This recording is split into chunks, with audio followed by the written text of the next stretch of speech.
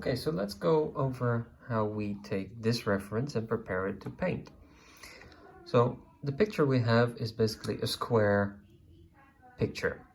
Now, for me, the donuts are a bit too close to the edges of the reference. So I think it's nicer, instead of a square picture, for this one to have a rectangular shape.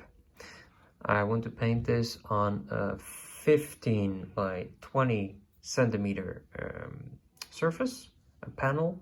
So I made in Procreate on the iPad a canvas of the same size. Then I also put a grid over there. Do that through Canvas and then Drawing Guide. There you can set all the settings down below, how you want your grid to appear.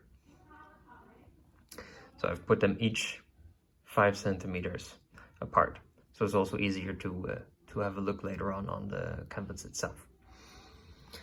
Then what I do, I increase the size of the donuts. As you see here, it's a bit more balanced, and basically your eye flows through it. I think it's a very nice composition like that. Then what I do on the iPad, I think of the background. You know, if it's worth painting, it's worth preparing. So also think about what you want to do. Now, what I want here, I want a bit neutral, a bit darker background than this, so the donuts really pop out. So I made a new layer and just added some colors. I think this will be a nice way to go. Now, put the reference aside, the panel next to it. The panel has a slight wash of burnt sienna in acrylics, and after that I put on the 5 centimeters, like you also have on this grid. Every 5 centimeters I put a dot. As you can see, very minimal, but it gives me an indication on where the line should be. Then I went with a Pit Pastel pencil to sketch the outlines. And last but not least, I went over with some water mixable oil paint, thinned down with water. You can also use regular oil paint or acrylics, and lightly go over it. Now, this is already dry and it was done 5 minutes ago. And now I'm ready for the real painting. Before I start painting, I like to make a basic palette of colors. Now let's see, which colors do we have here? On the far right, of course, we have titanium white and some cadmium yellow. Then yellow ochre, which is basically always in my palette because it's a very nice color to mute colors down, and it gives also a nice warm feeling to it. Then cadmium red medium, a little dot of cadmium red light.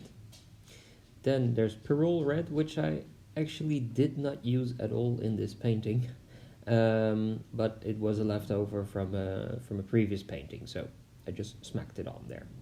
Then some alizarin crimson, which I also barely used for this piece. Some burnt sienna, ultramarine blue, and last ivory black.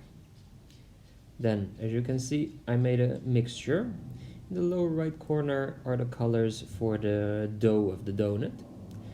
I also have up there some purples and pinks prepared for the glazed donut. The darker colors in the middle, they are for the chocolate donut. You have a very dark one and a little bit more grayed out version for where the light hits. And then on the left side, basically I have all the colors for my background. Where to start with your first strokes? Well, in general, I always tend to go for darker parts, and it's just about blocking in some color. As you can see, it's not within the lines, it's all very rough. Now for the donut, which lies a bit more backwards, you see I use some different colors for the dough. It's a bit more greenish, grayish, and it will also, for the eye, will fall back a bit more that way. I want the focus to be primarily on the front donut, that is. Notice how I start with the dough first. I want to get that in as soon as I can, because the real work will be later on in the glazing. Next up, I continue with the glazing on the chocolate donut. Why I choose this one? Because it's a bit a darker tone again to focus on. And this is actually burnt sienna mixed with ultramarine blue, which creates a near black feel to it. But it's not fully black yet, as you can tell. It's always possible to make it more dark in the end.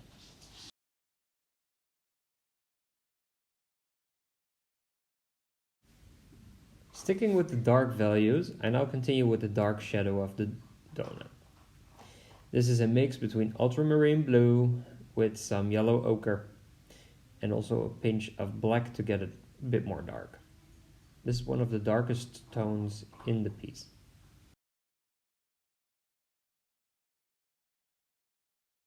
And I continue with this color in the background as well to make a start and to give it all some relationship to each other. And here I'm working the full background with a gradient, just figuring out how I like it, how I want it to be. Time to finally start with a delicious pink glazing of the front donut. This was the moment I was looking forward to most because it's really a vibrant color that pops at you. And I like to paint vibrant colors. It is a task to get the values as you want with these colors. It's just trial and error. And later on you'll see I'm going over it several times to make sure that it turns out the way I want it to be. Once I got the first shadowy parts in there, it's time to boost up the chroma a bit, meaning vibrancy of the colors. And this is really a hot pink, a bit of cadmium red, some white, and a pinch of yellow in there too, to make it pop. And this glazing, it needs to be blended a bit. You know, it's that soft feel you want to it. Later on, I'm gonna cover it with sprinkles anyway. So you don't want to have too many brush strokes visible underneath, otherwise it will be total chaos. You see I'm blending here the colors and later on I will rework it again. It's a continuous process of finding your way. And really, believe me, nothing comes easy when you're painting, and you can always adjust whenever you want and how you want it. In the end, it's your painting you're working on. Here I'm also introducing some lighter pink values for the light part. Let's speed this up a bit.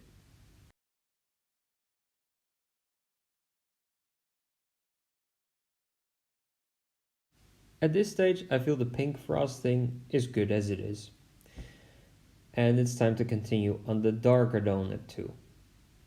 I made a little mistake here by putting, I think, a bit too much medium in my mixture of burnt sienna with ultramarine blue. Both are transparent colors and they flow quite easily. So as you can tell, I had some struggles with this. It took me a long time to get it nice and right, but in the end I think it quite did the job. But maybe for next time I would try to use also some black in there, some ivory black, because it's a more opaque tone, making life a bit easier when wanting to have a near black chocolate donut. As the pieces get coming more together now, it's time to start detailing a bit. And to move your focus all over the piece. At least that's the way I like to do it. So here I'm adding a bit lighter parts on the pink frosting and starting to detail a bit more. The background wasn't fully to my satisfaction yet. I wanted it a bit more smooth and bluish. So, just know you can always rework what you did before. However, when you already put a lot of paint down, it's a bit hard to blend. So that's a lesson which I learned during this painting is for the background, just try to, next time I will try to use less paint to begin with and do it a bit more dry, so it's easier to blend it if I want to, and without smudging it all over the place. Don't get me wrong, I'm pleased with the end result, definitely, but it was quite of a struggle. And you know, you want to focus on the donuts itself and not on the background. See, there's this white part coming in. It's, as I said, it's a struggle, but in the end, I'm happy with how it turned out. So, after painting for about, I guess, 2 hours, finally it's time to go to a smaller brush. The rest was all done with this flat brush you saw me holding earlier. And now it's time for some more details and defining edges. Make them softer where I want, harder where I want.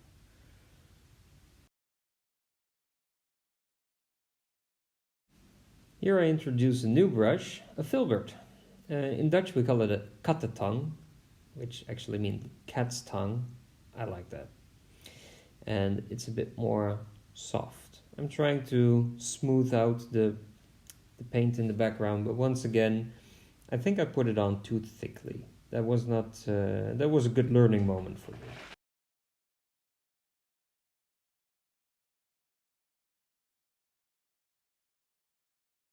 And here we continue with some more detail work with a smaller brush. Darker, darker, darker. I like to build up my darks. They're already quite dark when I put them down, but here I can make them even more dark. It's just a little paint at a time. Now on the reference, these things also have sprinkles on them. In all sorts of colors. Scary when you're working wet on wet. You cannot easily wipe it off.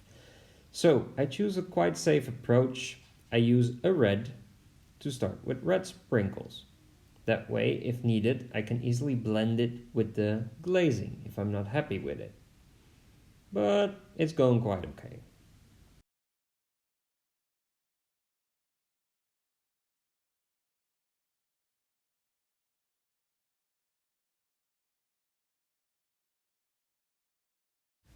I don't really like how the sprinkles are turning up on the donut in the background. So here you see me painting them out again. Basically going over with my mixture of burnt sienna and ultramarine blue, going over them, blending them a bit in so you don't really see them anymore. And that way there's more focus on the donut in the front and the one in the back falls a bit more backwards. I think if I would have made this painting in layers rather than alla prima. Alla prima means that you do it in one sitting. I think it might be okay once the ground layer would be more dry. But in this case, I don't like those sprinkles on there, so just remove them. You know, that's your artistic liberty to paint what you want and what you need, not necessarily what you see.